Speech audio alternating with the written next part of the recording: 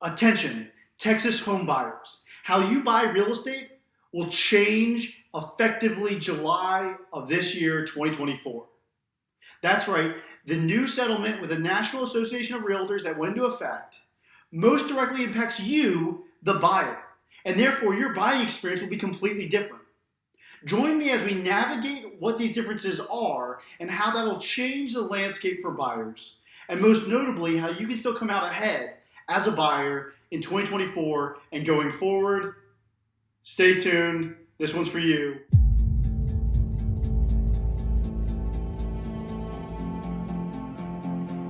In case you missed it, the National Association of Realtors, NAR, has been in a class action lawsuit. And they've recently come up with a settlement agreement that's set to take place July of 2024 this year. Now, as of this recording in April, it hasn't been signed off by a judge, but we expect that to go forward. So once this does take place in July, three things will happen. One, NAR will pay out $418 million to the plaintiffs in the lawsuit. Two, buyers will have to have a buyer representation agreement signed with their buyer's agent before that agent can show any houses. Now, this is a standard representation agreement that all my buyers sign, but now it should be required before I can show a house. And then three, cooperative compensation will no longer be advertised on the MLS. Simply, this means that a seller and a listing agent cannot advertise how much compensation split they're willing to give to a buyer's agent. Now, if this takes place, all four parties, the seller, the listing agent, the buyer, and the buyer's agent, will need to negotiate if there's going to be any kind of compensation paid from the seller to the buyer's agent. All right, so what does this mean to you as the buyer? Well, let's jump into the four impacts it's going to have to you in your buying process. The first major impact is pretty obvious. We just stated it. The buyers will have to have signed buyer's representation with the buyer's agent before that realtor can show you a house. So before you can go see that house you find on Zillow or Realtor.com or Facebook Marketplace, you can't just call up your agent and say, meet me at the house, let's go see it.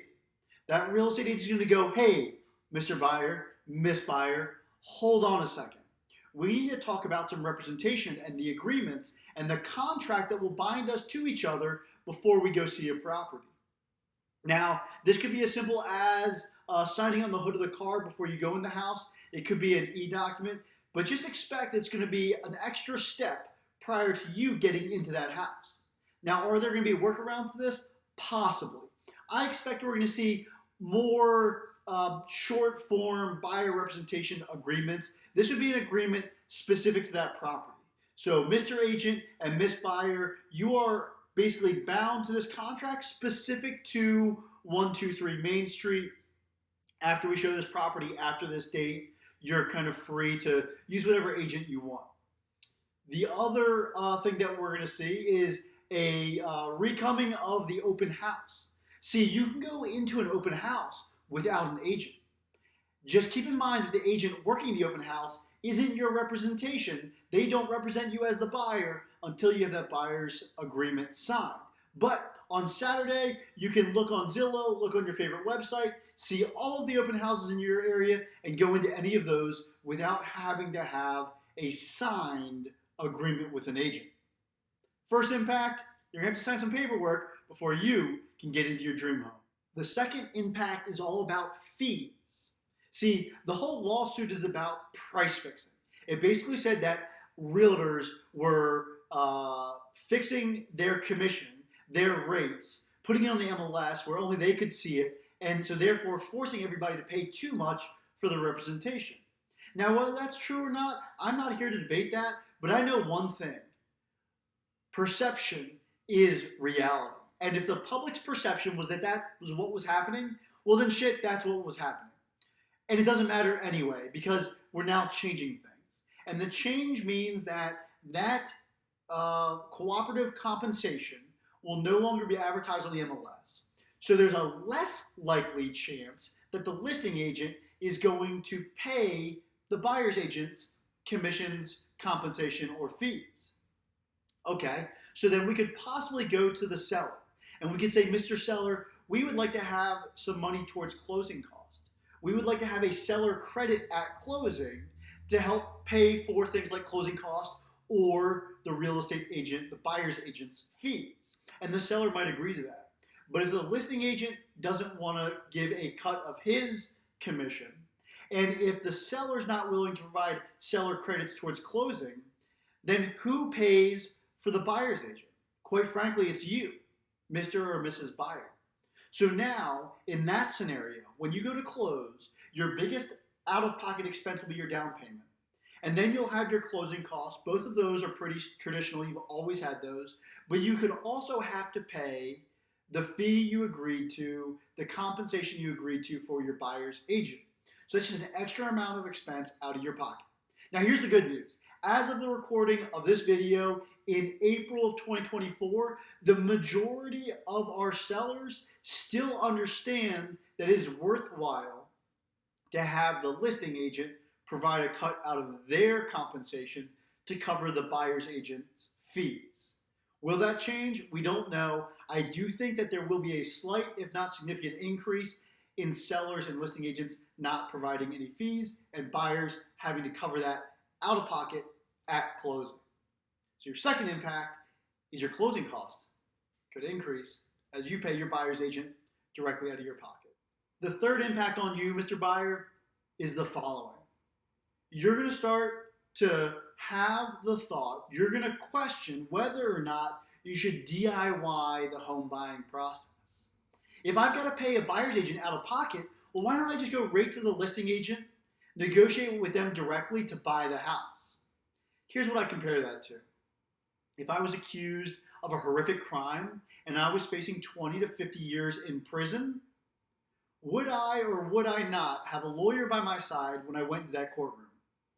Now, I know you're thinking the same thing because I already know the answer. I am going to sell everything I have to have the best lawyer by my side. There is no way my pretty butt is going to prison. So, I think that buying a house is a very similar scenario. Now, it's not as drastic, not as dire as going to prison, you're right, but it is a very large purchase. And it does have a lot of moving parts, and there is risk involved. The one that becomes most obvious to me is the following.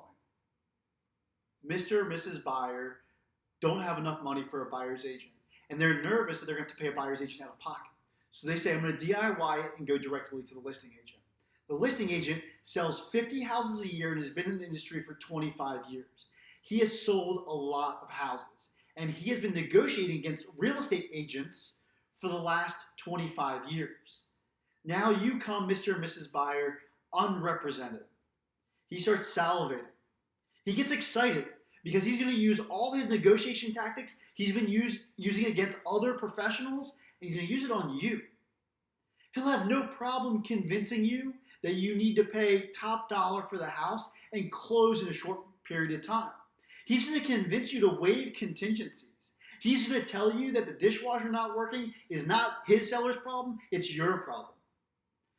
He is going to take advantage of you because it is his job to provide the best outcome for his client, the seller.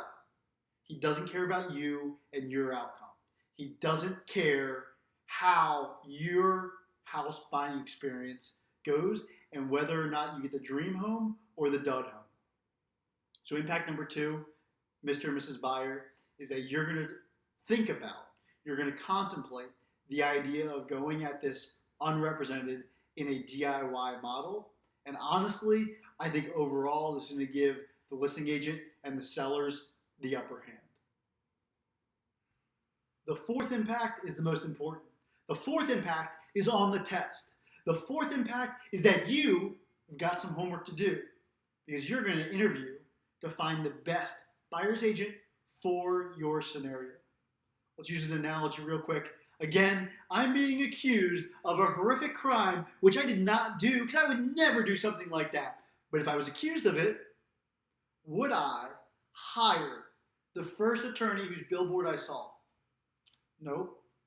Would I hire my cousin? She just passed the bar. She's a great gal, but no. Would I hire my best friend? He's an amazing corporate lawyer. No. I'm going to hire the best criminal defense attorney that I can get my hands on. And you're going to do the same thing when it comes to your real estate agent. Not all real estate agents are created the same, just like not all lawyers are created the same. In fact, 50% of agents didn't do a single deal in the last year. So that's your first question. How many deals did you do in the last year? Here's the next one. How many deals did you do in the last year in this town, in this neighborhood I'm looking to buy in? Are they proficient in this area, geographically speaking? Because quite frankly, College Station is very different from Bastrop, Texas. It's very different from the Woodlands. And it's nothing like downtown Houston. So are they proficient geographically? And then third, are they proficient in the type of house or the type of property you're buying? In Texas, there's a very different buying contract whether you're going condo, single family, or farm and ranch.